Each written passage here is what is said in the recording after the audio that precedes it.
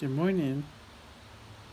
Just waiting for giving people a minute to get in, and I invite you to take a deep breath and join me in singing I Don't Want to Move.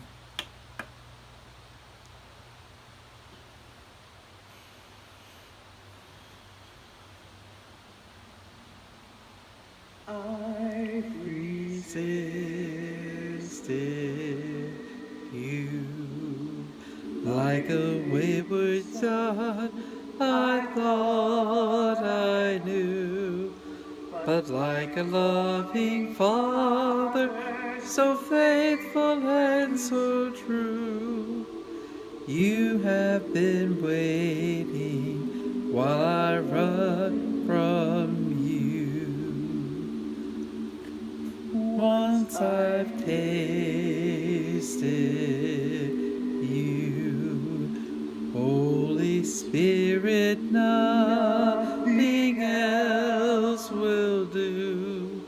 It's just like finding gold when you search the whole world through. For once I have found it, I don't want to move. I don't want to move from this holy place. For too many times I've resisted your grace. I don't want to move from your sweet embrace, or the nearness of your face. I don't want to move from this holy place. Fill me with new wine. Holy Spirit, come and let us dine. For like the tender branch, all my life is in the vine. So all that I am, Lord, is no longer mine. Bread of life, so sweet. Holy Spirit, fill me and complete the work that you have started, and lay me at your feet, just worshiping Jesus, bread of life, so sweet. I don't want to move from this holy place. For too many times I've resisted your grace. I don't want to move from your sweet embrace, or the nearness of your face. I don't want to move from this holy place. I don't want to move from this holy place.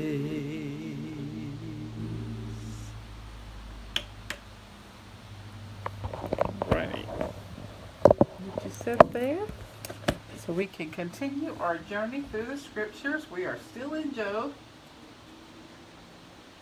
Today we are picking up in Job chapter 30, verse 1, when Job's speaking about his anguish. And Job says, "But now I am mocked by those who are younger than I. by young men whose fathers are not worthy to run with my sheepdogs. A lot of good they are to me, those worn-out wretches. They are gaunt with hunger, and flee to the deserts and the wastelands, desolate and gloomy. They eat coarse leaves, and they burn the roots of the shrubs for heat. They are driven from civilization, and people shout after them as if they were thieves. So now they live in frightening ravines and in caves and among the rocks. They sound like animals as they howl among the bushes. They huddle together for shelter beneath the nettles. They are nameless fools, outcasts of civilization. And now their sons mock me with their vulgar song. They taunt me. They despise me and won't come near me, except to spit in my face. For God has cut the cords of my tent. He has humbled me, so they have thrown off all restraint.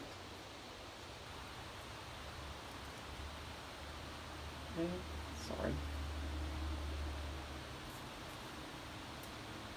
Those outcasts oppose me to my face. They send me sprawling. They lay traps in my path. They block my road and do everything they can to hasten my calamity, knowing full well that I have no one to help me. They come at me from all directions. They rush upon me when I am down. I live in terror now. They hold me in contempt, and my prosperity has vanished as a cloud before a strong wind. And now my heart is broken. Depression haunts my days. My weary nights are filled with pain, as though something were relentlessly gnawing at my bones. With a strong hand, God grabs my garment. He grips me by the collar of my tunic. He has thrown me into the mud. I have become as dust and ashes. I cry to you, O God, but you don't answer me. I stand before you, and you don't bother to look. You have become cruel toward me. You persecute me with your great power. You throw me into the whirlwind and destroy me in the storm. And I know that you are sending me to my death, the destination of all who live. Surely no one would turn against the needy when they cry for help. Did I not weep for those in trouble? Was I not deeply grieved for the needy? So I looked for good, but evil came instead. I waited for the light, but darkness fell. My heart is troubled and rests on me. I walk in gloom, without sunlight. I stand in the public square and cry for help. But instead, I am considered a brother to jackals and a companion to ostriches. My skin is turned dark and my bones burn with fever. My heart plays sad music, and my flute accompanies those who weep. Job's final protest of his innocence, beginning in Job 31:1. I made a covenant with my eyes not to look with lust upon a young woman. What has God above chosen for us? What is our inheritance from the Almighty on high? It is calamity for the wicked, misfortune for those who do evil. He sees everything I do and every step I take. Have I lied to anyone or deceived anyone? Let God judge me on that scale of justice, for He knows my integrity. If I have strayed from His pathway, or if my heart has lusted for what my eyes have seen, or if I am guilty of any other sin, then let someone else harvest the crops I have planted, and let all that I have planted be uprooted. If my heart has been seduced by a woman, or if I have lusted for my neighbor's wife, then may my wife belong to another man. May other men sleep with her. For lust is a shameful sin, a crime that should be punished. It is a devastating fire that destroys to hell. It would wipe out everything I own. If I have been unfair to my male or female servants, if I have refused to hear their complaints, how could I face God? What could I say when He questioned me about it? For God created both me and my servants. He created us both. Have I refused to help the poor, or crushed the hopes of widows who look to me for help? Have I been stingy with my food and refused to share it with hungry orphans? No. From childhood I have cared for orphans, and all my life I have cared for widows. Whenever I saw someone who was homeless and without clothes, Did they not praise me for providing wool clothing to keep them warm? If my arm has abused an orphan because I thought I could get away with it, then let my shoulder be reached out of place. Let my arm be torn from its socket.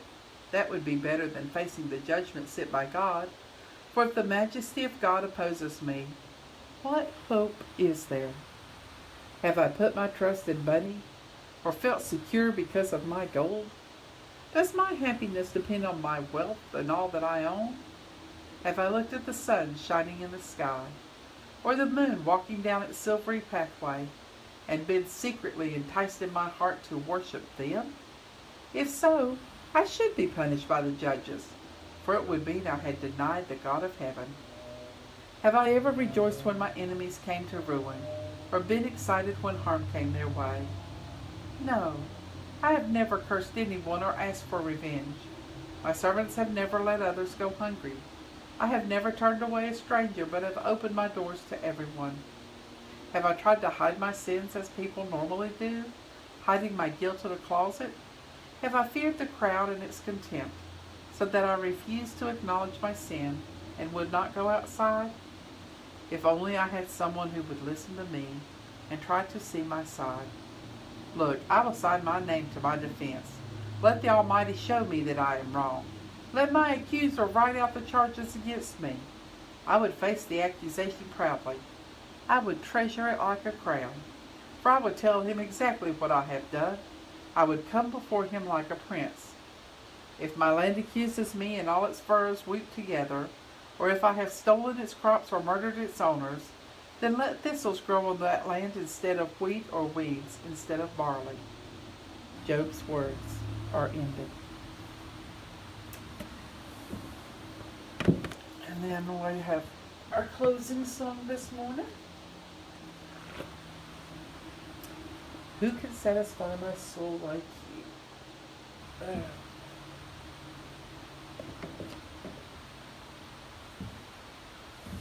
Get y'all over here so you can see the words with me.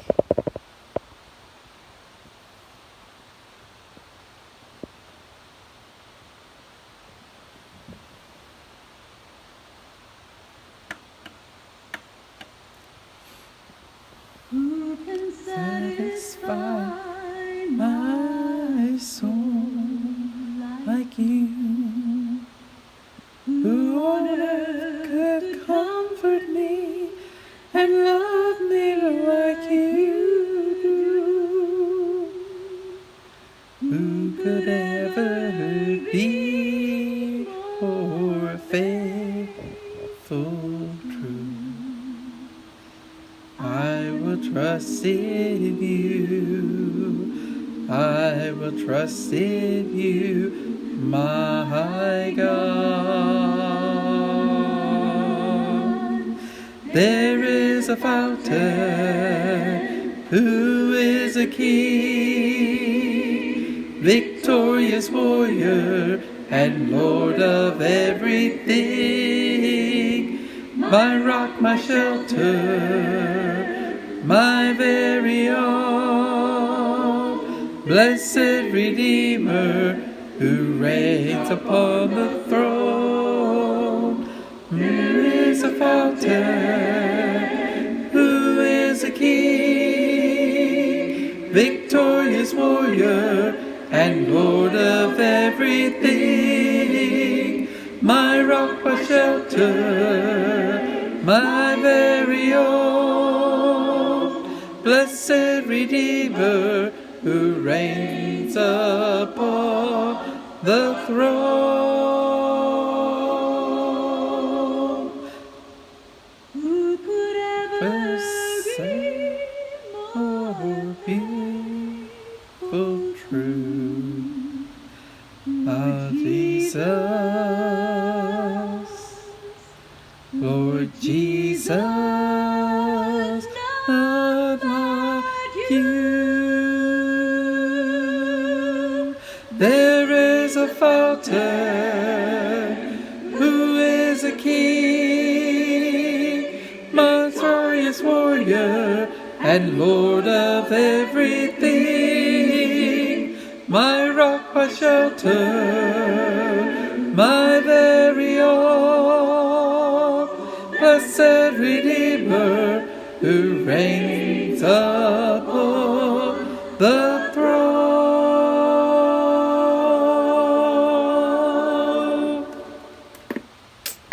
Whoops, went the wrong way. Okay, good morning, everybody. Good morning, Bob. Good morning, Troy. Good morning, Anna, Katie, and Kara. Good morning, Beth and Winston and Sophie. Good morning, Karen. Good morning, Shirley. Everyone, please lift up Shirley's brother in your prayers. He went to the ER last night with serious heart and kidney issues. Good morning, Peggy and Jim. Good morning, Patty. Good morning, Janie. Good morning, Jennifer. Good morning, Pam. Hope everybody has a wonderful day, and I will see y'all back tomorrow at 8.